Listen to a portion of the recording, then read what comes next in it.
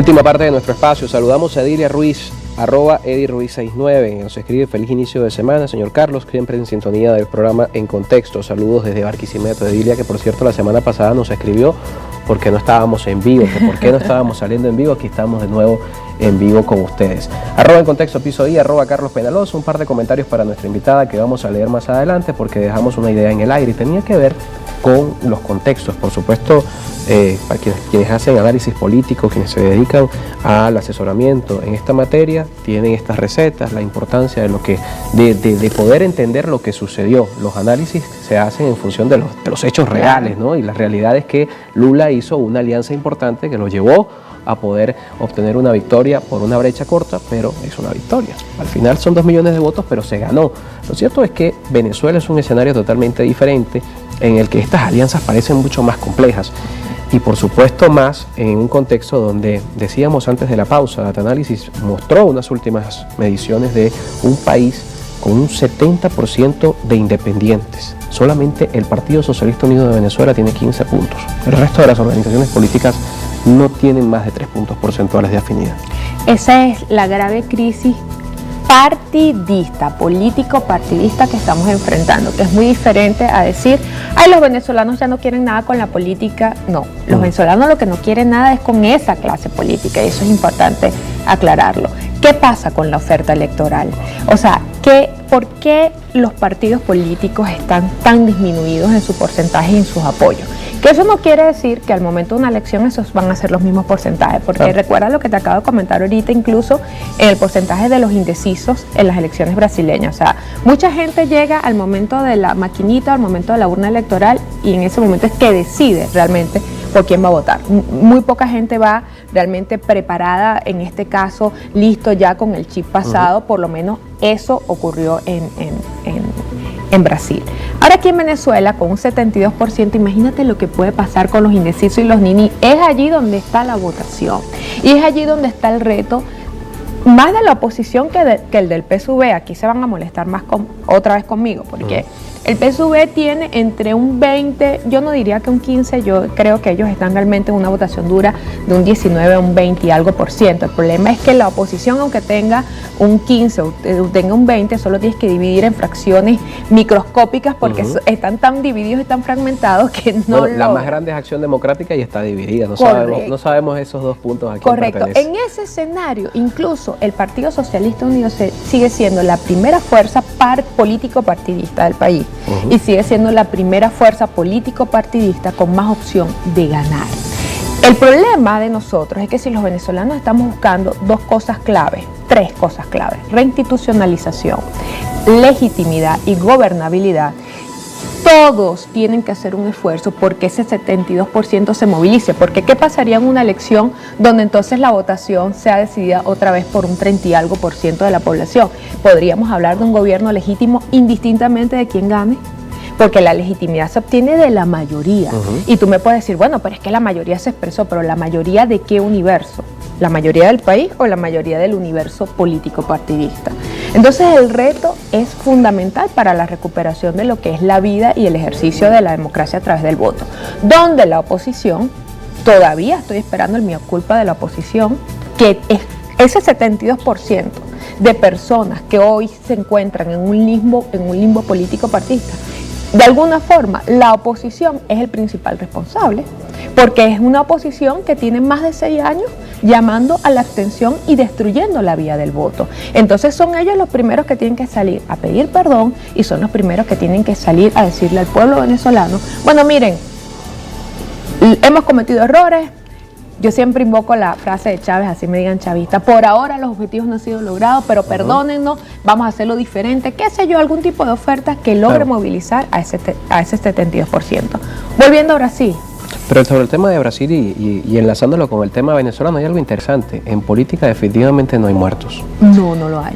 Pero en el caso venezolano, hasta Indira Urbaneja lo ha dicho, quien salga a conquistar al venezolano no puede ser un rostro del conflicto. Es que fíjate algo, la política tiene este doble juego y no me extraña, por eso es que yo he hablado de un insider o un outsider. O sea, el insider es el que viniendo de la clase política resulta ser un batacazo y el outsider es el que no viene de la clase política pero se mete en la pelea. Yo ratifico, esto no es matemática, la política no es matemática absoluta, donde 2 más 2 es 4. Por eso te digo que desde mi análisis, desde mi visión, nadie que haya salido a pedir sanciones, nadie que haya ido contra la ley del voto, nadie que no le haya rendido cuentas al país de lo que tiene que ver con lo que se gasta el interinato, con lo que hace el interinato, puede ser una opción política. Eso lo reafirmo. Ahora, como bien estamos diciendo, en política siempre cualquier cosa puede pasar. Sería muy lamentable para nuestro país escoger como presidente o presidenta a una persona que haya ido a pedir intervención extranjera, invasión extranjera, sanciones para el país. Eso sería muy lamentable, la verdad. Y yo como venezolana, esto es una opinión muy personal, y si estamos en un país democrático y si nos sabemos demócratas, bueno, respeten mi opinión. Yo opino y Indira Orbañez opina que no se puede votar por ningún hombre o por ninguna mujer que haya tenido que ver con el tema sanciones, intervención e interinato, porque el interinato se volvió una caja negra de corrupción donde hasta hoy ninguno les rinde cuenta al país. Vamos a leer un par de comentarios que tenemos de la audiencia para continuar con nuestra entrevista. Iván Barreto le escribe a nuestra invitada a propósito, por supuesto, de lo que está comentando del resultado de Brasil. Te apoyo siempre, Indira, los demás no importa, ya sabemos de quién se trata. Tú solo sigue con tus análisis acertados y muy bien sustentados porque lo demuestras, palantes que es. Y también Edgar Alexander, los anticomunistas trasnochados usan ese argumento para desprestigiar todo. No se dan cuenta que eso no existe y se estrellan. Todo les sale mal, no pueden hacer un análisis o una estrategia basada en premisas falsas. Lo que pasa les pasa como al coyote que les explota en la cara. Bueno, yo lo acabo de decir, creo que los estrategas políticos, quienes han dirigido las últimas campañas, los colegas que han dirigido campañas en Brasil, en Chile también, en Colombia, en Perú cuando fueron incluso contra Castillo. Esto no es un tema y no me estoy metiendo a decir si son buenos o malos candidatos. Lo que estoy diciendo es que el cliché del cuidado, ahí viene el coco, mira, es que te va a pasar lo mismo que Venezuela, es que te va a pasar lo mismo que el chavismo, esa campaña incluso que Leopoldo López yendo a los países a decir no voten por la izquierda porque van a quedar como Venezuela. Esos analistas, esos directores de campañas y esos políticos pues han fracasado. Ya ese cliché de la izquierda, del comunismo, ojo, esto no lo digo porque yo esté a favor o en contra de alguna corriente, sino porque desde el punto de vista del marketing político, ese cliché ya no cala. El tema del temor de que ahí viene el comunismo, ahí vienen los chavistas, ahí viene la izquierda. Que lo vimos en las dos campañas, la de Colombia y la de Brasil. No está calando, no, lo vimos en Chile inclusive. O sea, más allá de, podemos estar, por ejemplo, en contra de Boric o no, pero cuando Boric estaba en plena elección, también lo atacaban. El izquierdista aquí viene, el representante del chavismo, del madurismo, de todas estas cosas. Igual pasó incluso con Perú, o sea, cada vez que se presenta ahora una contienda electoral, para ir en contra del candidato de izquierda, empieza con este tema del coco y del lobo.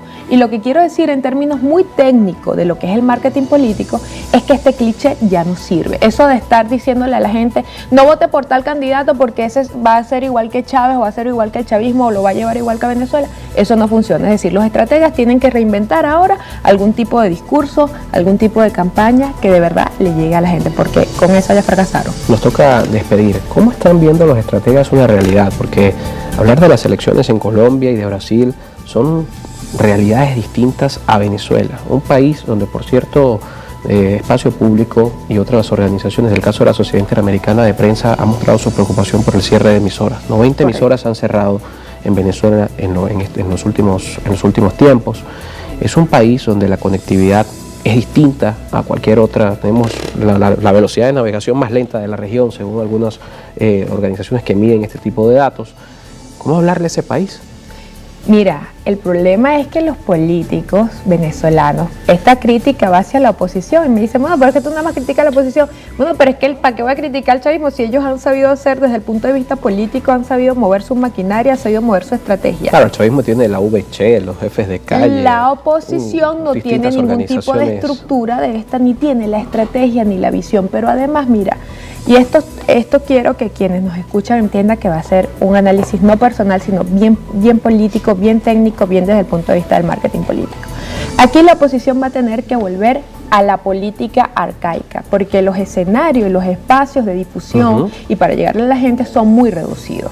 Entonces te tienes que ir a la política, y porque yo digo arcaica, aunque a mí me encanta el contacto de gente, y yo como asesora y como estratega siempre le digo a mis clientes, vayan a tocar a la gente. Pero también sabemos que en épocas del 2.0, la forma más fácil, más rápida y más masiva de llegar es por esa vía, pero en un país con estas características es mucho más difícil. La oposición va a tener que montarse en un burrito y irse a recorrer caserío por caserío, calle por calle, que son unos flojos, que no les gusta hacer el trabajo. Tienen que salir a hacer el trabajo, de tocar casa por casa, de tocar los corazones de la gente, de darle explicaciones a la gente, de pedirle disculpas a la gente. Tienen que salir a hacer política. Es volver al 98, cuando Chávez no tenía la maquinaria del PSUV. Estamos hablando de un Chávez que se iba y se reunía bajo una mata de mango y se iba a tocar caserío por caserío. Eso hoy le va a tocar hacer a la oposición, pero a ellos les gusta hacer más bien la política desde los restaurantes y de las oficinas. Hay unos candidatos que se fueron más atrás. Está por ahí sonando la canción de Ese hombre si camina.